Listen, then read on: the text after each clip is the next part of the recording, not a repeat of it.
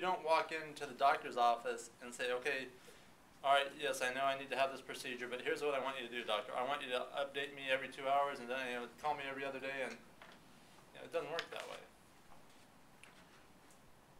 So, what other challenges with working that way with the schedule, with time blocking, with doing specific things during specific times?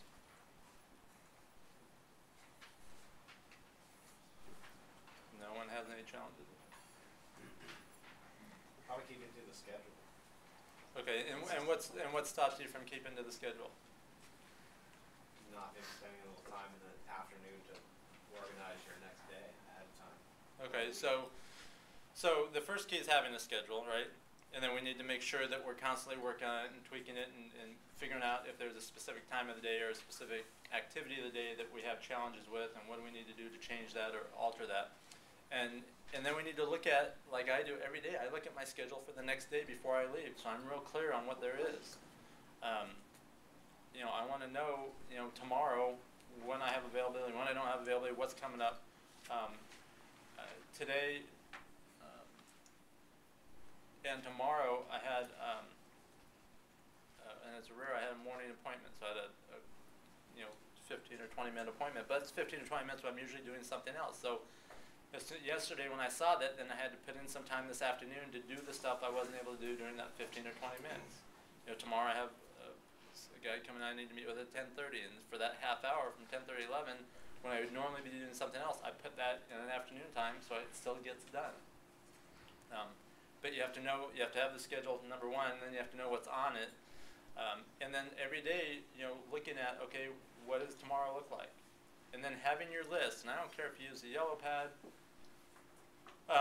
or a PDA or a week at a glance or whatever it is, but making sure every day, either before you go to bed, when you leave the office at the end of the day, at some point you're saying, okay, here's the things I need to do tomorrow.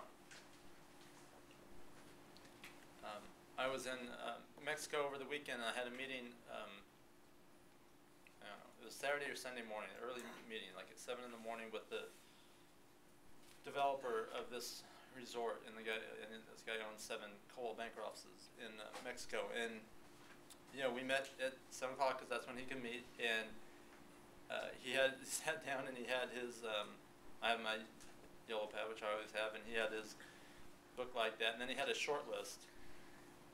And he was looking at it and he goes, this is my morning to-do list, and then these are the things I normally do. And that's how busy people get things done.